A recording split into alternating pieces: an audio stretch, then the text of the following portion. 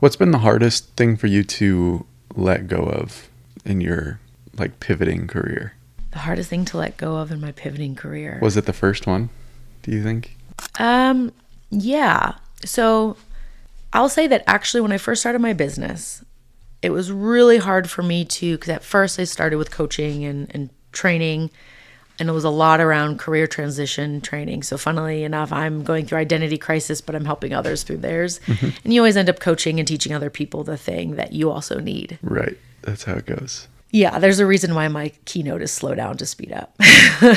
Don't do all the things at one time. I would say the hardest thing was to let go of that identity of being an aviation professional, because that was my entire working career was in that space. And then now all of a sudden I'm not only working in that space, I'm working in others. So I felt like I had to always justify why I could say I was a coach, or why I had this new title, or why my business existed.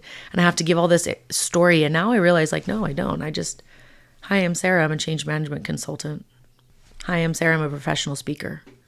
You don't need to know all the things I've done in my life for those things to be true.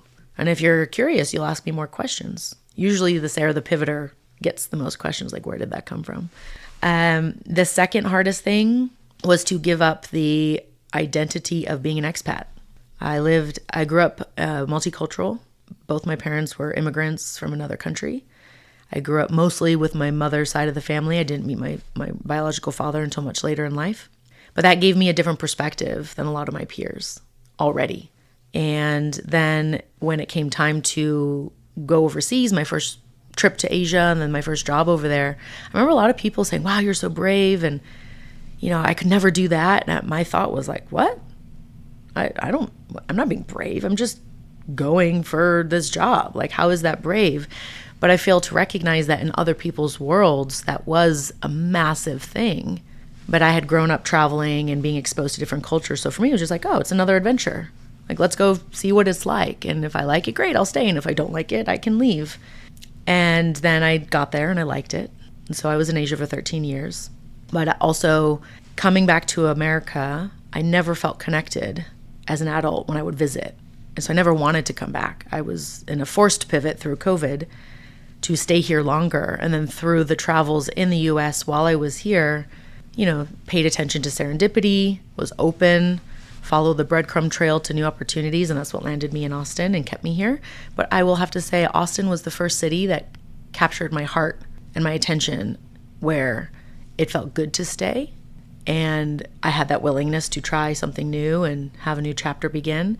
But I will say that it took me about 2.5 years with reverse culture shock and just the mindset of people being so drastically different that I didn't really feel comfortable in my own skin and in the US until summer last year.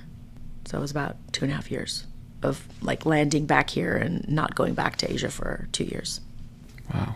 And do you think that's just the people, the culture that's so different? There's a variety of factors. Some of it is, I felt like I was 17 again, learning how the world worked, re-navigating the medical system, which, by the way, is absolute shite in America. In Hong Kong, I could go to any public hospital, spend the equivalent of $12 US, be admitted, get treated for whatever I needed, and my costs would be minimal. My tax rate was, there was a ladder. It was like this amount is taxed at 15%, and then this amount at 16, and this amount at 17, or a flat fee, and they took the lower of the two. They also took your taxes at the end of the year, so you could use that money for investment or something else. And if you took out a tax loan, it was 1% on the amount, up to 10 times your salary.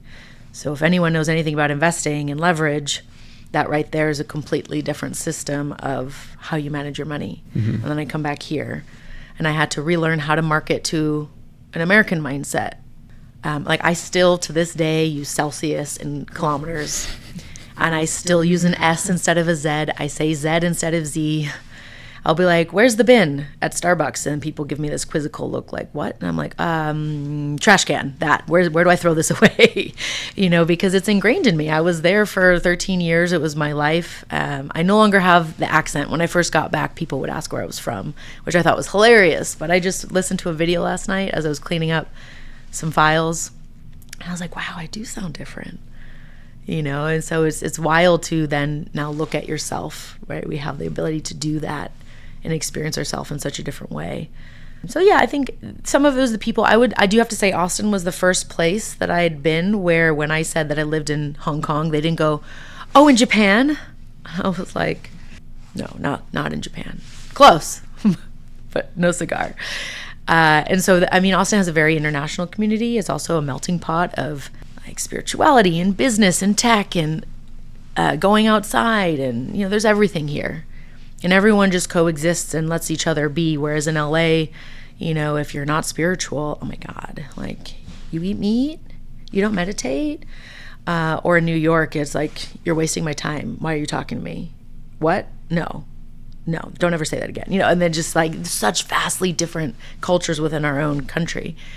And this was the first place where I felt like, 'cause I'm such a chameleon, that I belonged and I could kind of intermingle with different groups and then also have a community where there were people like me. My good girlfriend, Samantha, likes to call them woo pros. Woo pros. People who are professional, but on the edge of the woo life. Like we believe in spirituality and meditation and might have a crystal or two or something, but we also are very much grounded in reality and taking action. So like we have the yin and yang. Mm-hmm. And I was like, that's a great term. I was like, you should trademark that, woo pros.